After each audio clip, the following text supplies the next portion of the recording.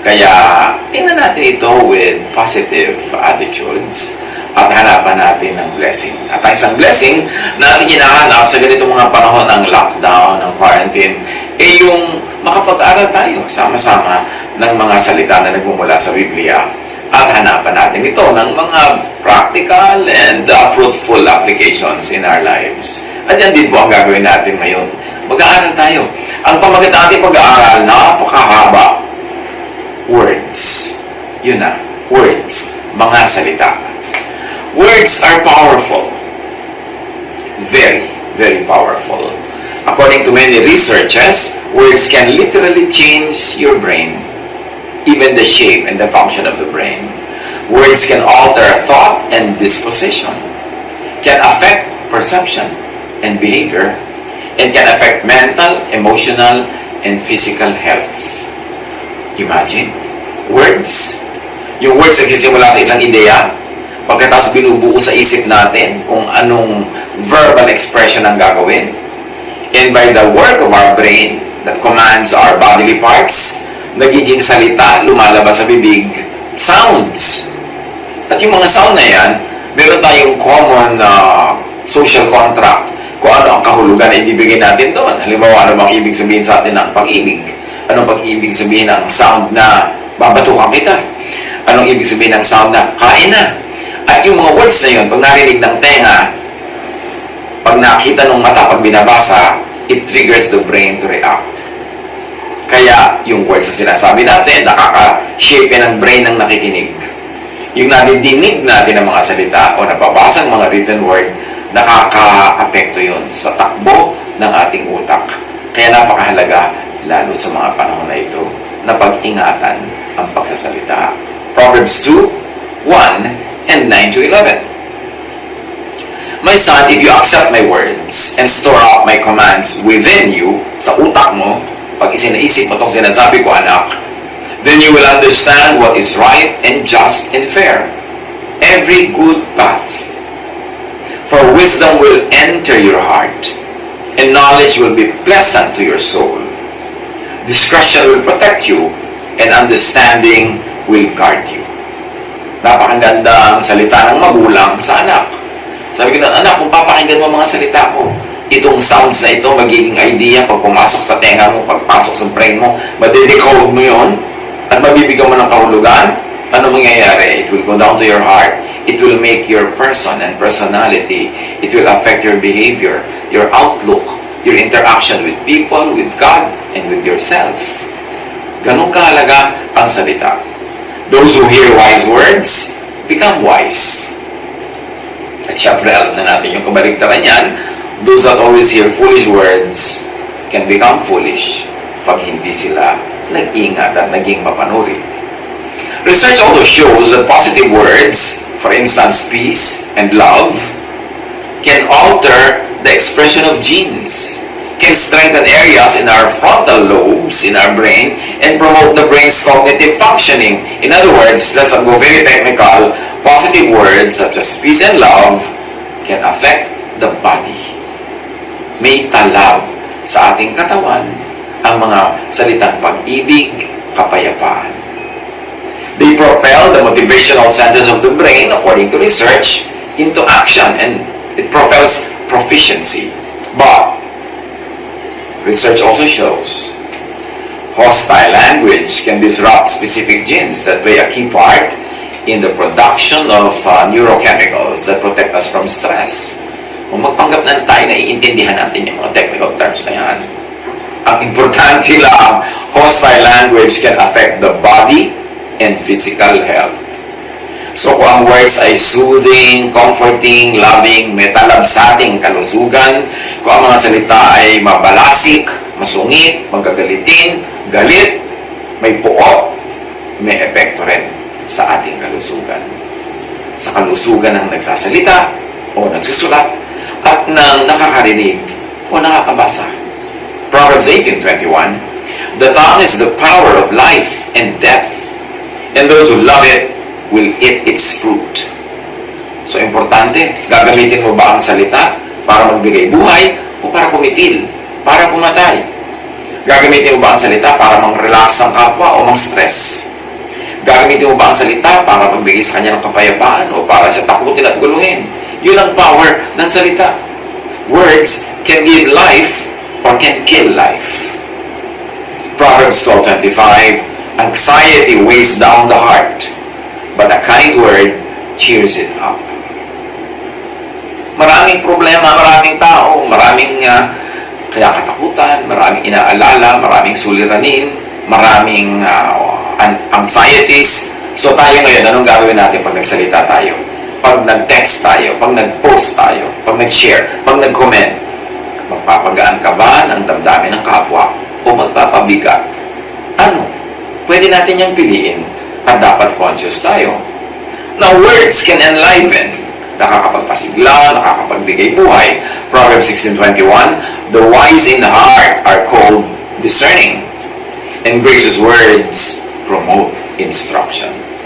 Pagka mabait, maamo ang mga salita, yung nakikinig nagiging teachable, nagiging open-hearted, open-minded, at nagiging madali ang pagtatalastasan, ang pakikipag-isa, pakikipagbabutihan. Pero iniingatan. Kasi ang salita rin pwedeng maglayo sa loob ng kapwa. Pwedeng magsara ng kanyang isip. Pwedeng makagambala sa kanya o siya ay maantig, siya ay makiliti para magalit. Kaya importante na kinukortehan ang salita, pinag-iisipan bago bitawan. Kind words promote learning. Proverbs 15:4, the soothing tongue is a tree of life, but a perverse tongue crushes the spirit. Gusto ba natin yun? Yung pag nagsalita tayo, yung masaya, lumungkot, yung tahimik, gumulo, yung magkabati, nag-away, yung nananahimik, naliligalig. Gusto ba natin ganun ang effect ng ating salita? Proverbs 16:24, gracious words are a honeycomb, sweet to the soul and healing to the bones. Hindi lang physical ang pagpapagaling. Mental din, emotional, and spiritual. Lalong-lalo sa panahon ngayon na iwas tayo ng iwas na magkaroon ng sakit. Yung masaya ang tao, lumalakas ang kanyang immune system. Lumalakas ang kanyang katawan na siyang nagiging panalo pagka pinipili tayong pasukin ng mga mikrobyo. Pero yung taong malungkot, yung taong galit, natatakot, stressed, humihina ang kanyang lakas at maaari siyang magupo ng mga pumupilit pumasok ng mga mikrobyo. Kaya ministry natin sa isa't isa, pasayahin, palakasin ang loob. Huwag na tayong magdagdag pa sa mabigat na nararamdaman ng marami. Now, according to research, angry words send alarm messages through the brain, and they partially shut down the logic and the reasoning centers located in the frontal lobes, again in the brain. In other words, angry words affect the brain. Pag lagi kang nagagalit sa kasambahay mo, lagi kang nagagalit sa magulang mo, sa anak mo, sa kapatid mo, nakaka-affect yun sa brain nila. At sa brain mo rin. Negative ang effect. Proverbs 16:28, a perverse person stirs up conflict, and a gossip separates close friends. Yung bang naka-lockdown na kayo, konti na lang kayo sa bahay, baka naman magtampuhan pa kayo, magkagalit pa kayo dahil merong isa dyan ay nag-iintriga, may isa dyan na naghahasik ng gulo. Ang mga churches ngayon ay nagkikita-kita na lang through live streaming, nagkakasama-sama na lang through the internet. Baka naman may magsisiksik pa dyan ng mga gulo, mga divisive issues. Hindi ito ang panahon para dyan. In fact, kahit anong oras, hindi yun ang panahon. Pero lalo ngayon, kailangan natin ang isa't isa. Kailangan natin panatag, payapa, tahimik. Huwag na manggulo pa. Huwag na mag-introduce sa mga issues na mag-ahati-hati ng mga opinion, magkakanya-kanya at magkakampi-kampi ang mga tao. Ang mahalaga ngayon, patahimikin ang loob natin at ang loob ng ating kapwa. Yan ang laban natin sa napakaraming threats around us. Yung tahimik na kalooban, malusog na katawan. Proverbs 17:20, one whose heart is corrupt does not prosper. One whose tongue is perverse falls into trouble. Yung mga makakati ang dila, yung lahat ng iniisip nila, bigla-bigla na lang nilang isinisiwala at ibinubulalas kung saan sa ang forum, kahit sana lang na minsan yun ang nagdudulot sa kanila ng kapahamakan. Gumagawa sila ng mga patibong na sila rin ang nahuhulog, naglalagay sila ng mga problema para sa sarili nila. Ang taong marunong manahimik sa tamang timing ay naliligtas sa maraming mga problema.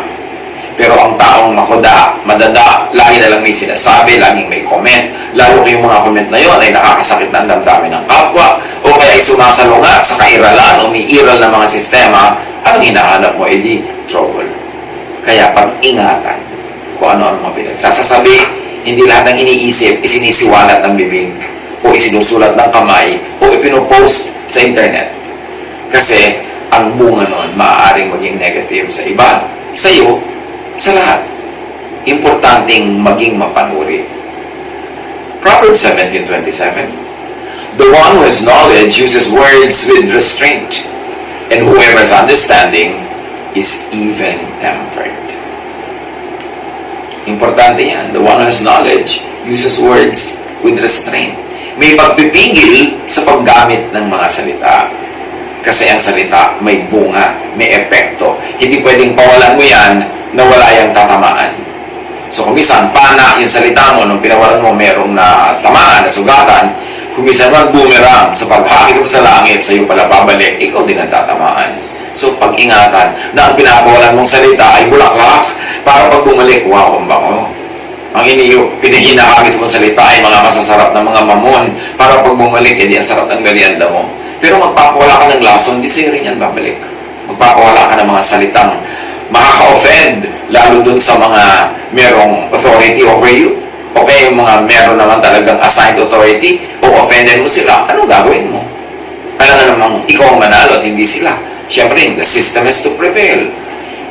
Magkakriticize ka halimbawa sa mga civil authorities right now, and we are really strictly under civil authority, dapat mag-cooperate ka. Hindi kung meron kang ibang opinion, gusto mo ikaw pa yung masunod, mag-i-air ka pa ng mga pampagulo ng isip ng iba. So, anong gusto mo? Ikaw ang masunod sa ganitong larangan. Yung kapitbahay mo naman, gusto niya siya ang masunod sa ibang area. E di ang gulo-gulo na, sino ba talaga susundin natin? Para magkaroon ng kaayusan, yung nakalagay dyan na nakapwesto, yun ang tulungan natin at susundin natin. Of course, we are free naman to express yung mga valid and validated concerns natin. Pero ang isipin na lang natin, bago tayo magsalita, saan ito pupunta? Anong mangyayari? Anong mangyayari sa kanila? Anong mangyayari sa akin? At kung hindi yun makakabuti, mabuti pa ipagpaliban ang pagbubuka ng kumakating bibig. At ang dila na parang dalang na nagpupumiglas ay gapiin at pigilin. Proverbs 15:1, a gentle answer turns away wrath, but harsh words stirs up anger. So pag may nagagalit, sinagot mo ng galit ka rin, away ang ending. Pero kung mabanayad ka, ikaw ay mapagpigil sa sarili, mahinaon, kahit yung galit ng kapwa mo, huhupa. Kasi yung galit na ibinubuhos sa'yo, pag hindi mo sinagot ng galit, mauubos din yun. Parang tug of war, hinihila ka ng galit, hihilahin mo rin siya, kaya ang tagal ng hilahan nyo. Bitawan mo agad yan, hindi natumba na siya, wala nang tug of war. So, huwag ka nang sumagot ng galit sa galit para matapos ang lahat. A positive view of yourself will bias you towards seeing the good in others. Alam niyo yung mga mababait, yung mga madalas ay nawa 1, 2, 3, naloloko pa ng kapwa, tapos sasamantalahan. Kasi akala nila, tiniisip nila, mabait din ang kapwa tulad nila. So usually yung talagang taus-puso ang bait sa kapwa. Kasi ang tingin niya, mabait din ang kapwa. Kaya siya napagsasamantalahan. Kasi kung siya yung gagawa ng ganon, hindi siya magsasamantala. Kaya siya naloloko kasi iniisip niya, kung siya yung kapwa niya, hindi siya mangloloko. Kaya makikita natin kung anong laman ng puso sa behavior. Meanwhile, a negative self-image will make you suspicious of others. Magiging mapagduda ka. Kasi ibig sabihin, baka ikaw din kaduda-duda. Kaya yung mga walang kamalay-malay na sila ay bigla-bigla na lang naloloko kasi hindi makati ang utak nila. Kung sila lang hindi nila gagawin sa kapwa. Meron din naman kumisang advantage yung makati ang utak mo para hindi ka maloko ng iba, hindi ka mapagsamantalahan. But up to a point. Kasi kumisan, pag masyadong negative ang tingin mo sa mundo, negative ang salita mo, negative ang action mo, negative na ang lahat. Kaya importante, susuriin natin ano bang laman ng ating puso. Ano bang korte ng puso natin? Kasi yan ang lalabas sa ating bibig ng mga salita. Proverbs 15:7, the lips of the wise spread knowledge, but the hearts of fools are not upright. Laging yung salita, yung knowledge, yung ugali, ano yan? Magkakamukha. Nagsisimula sa isip, sa ugali, magiging asal, magiging action, magiging behavior, magiging character. Kaya pagka negative lang yung ating salita, nalalagay tayo sa gulo, napapaaway, napapahamak, suriin natin ang paraan ng ating pag-iisip kasi doon niyon nagmumula. Proverbs 18:7, the mouths of fools are their undoing, and their lips are a snare to their very lives. Pag ang isang tao ay hangal, siya ang nagiging biktima ng kanyang kadaldalan at ng kanyang mga walang pagpipigil na pagbubuka ng bibig. Therefore, ano ba talaga ang tutumbukin ang usapan natin na ito? Control words. Especially in these times of stress, of worry and anxiety and fear, in these times of doubt, mental and emotional stability, in these times when people are going through oversensitivity, impatience, some people getting very close to the edge, we must control words. Words that we won't usually write or verbalize. Itong mga aking binanggit. I don't usually say these words, worry, anxiety, fear, blah, blah, blah. But I had to say it because I had to be very clear kung ano pinag-uusapan natin ng mga words. Kasi ito mga trigger words. Yung taong natatakot, pag sabi mo pa ng word na do not be afraid, lalo natatakot yun kasi yung afraid, trigger word. Yung tao na nagda-doubt, pag sinabi mong do not doubt, lalong nabubuhay yung word na doubt sa utak niya. Pag sinabi mong don't worry, you will not die, lalo niya naisip na mamamatay siya because you dignify the idea with a word. Kaya nga kahit ang mga Israelites doon, hindi nila tinatawag ang pangalan ng Diyos. Sinasabi lang nila, the Lord. Ayaw nilang banggitin yung word in a very positive way pa yun, ha? Kasi powerful yung word. E pag sinabi yung mga words, mga negative, mga hate, mga kill, mga die, mga hunger, pestilence, judgment, na negative, mabigat sa puso ng nakikinig. Kaya iniiwasan natin to dignify the negative idea by naming them and mentioning their proper names. Control the words you say.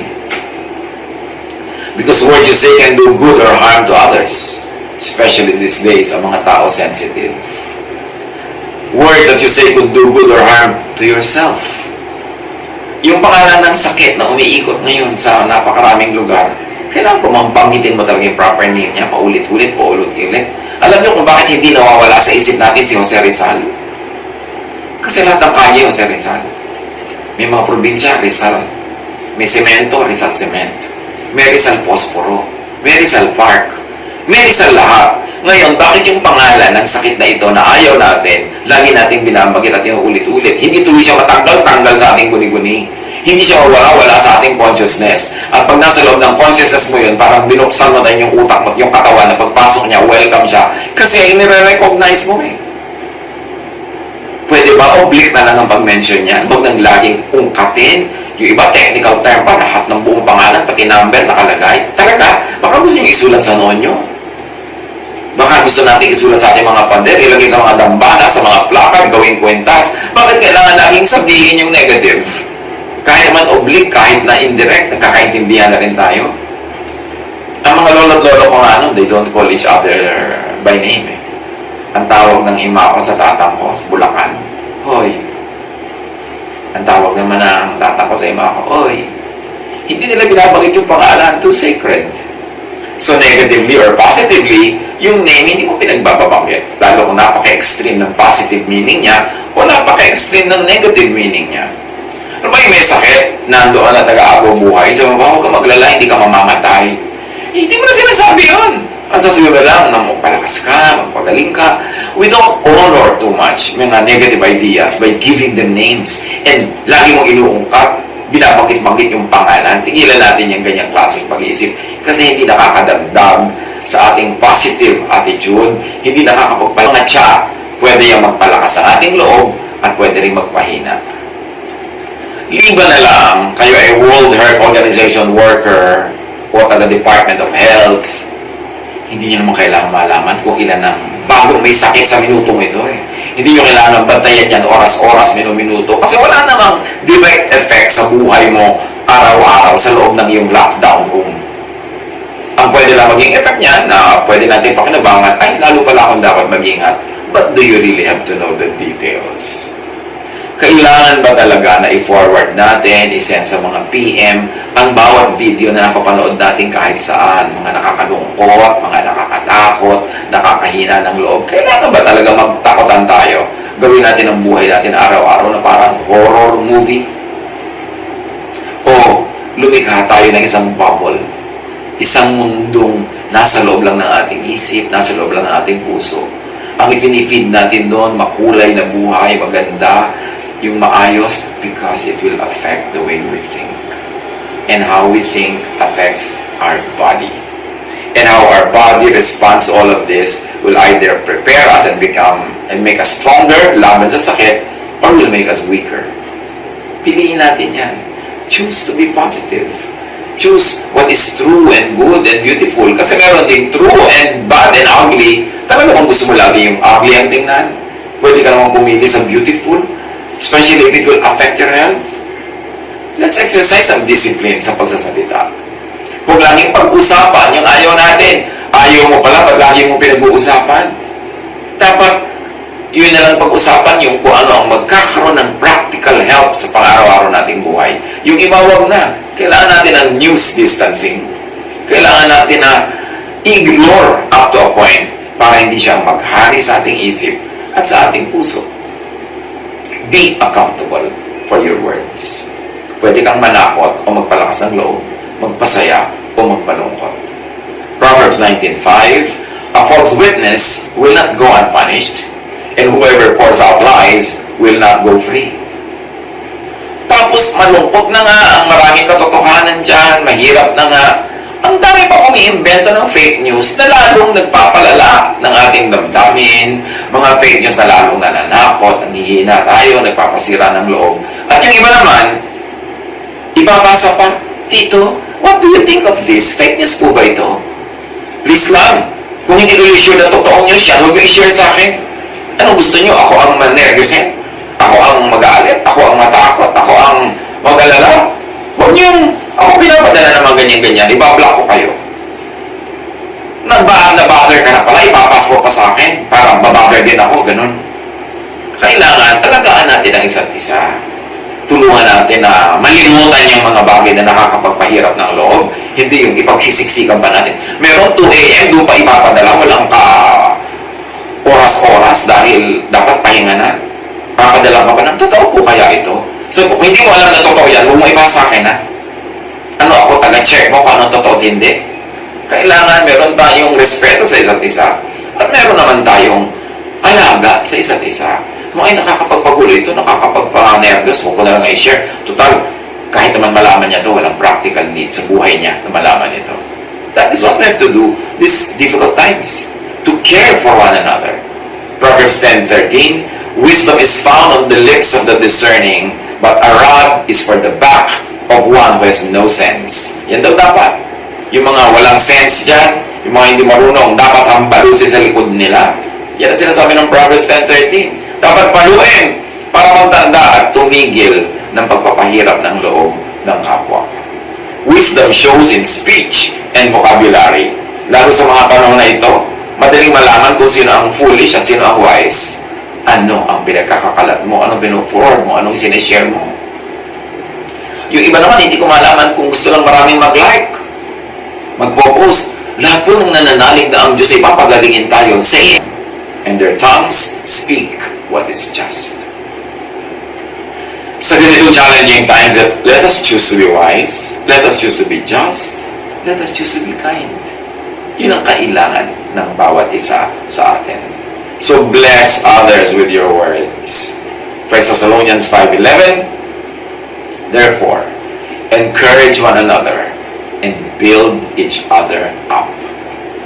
Magpalakasan tayo ng loob at buuin natin ang loob ng isa't isa. Hindi sirain, hindi gibahin. Colossians 4:6, let your conversation be always full of grace, seasoned with salt. Ang ating mga usapan ay masarap, kaaya-aya, kaiga-igaya, kaibig-ibig. Alagaan ang sinasabi ng salita. Bantayan ang mata ko anong nababasa, napapanood. Bantayan ang tenga ko anong naririnig because it could spell health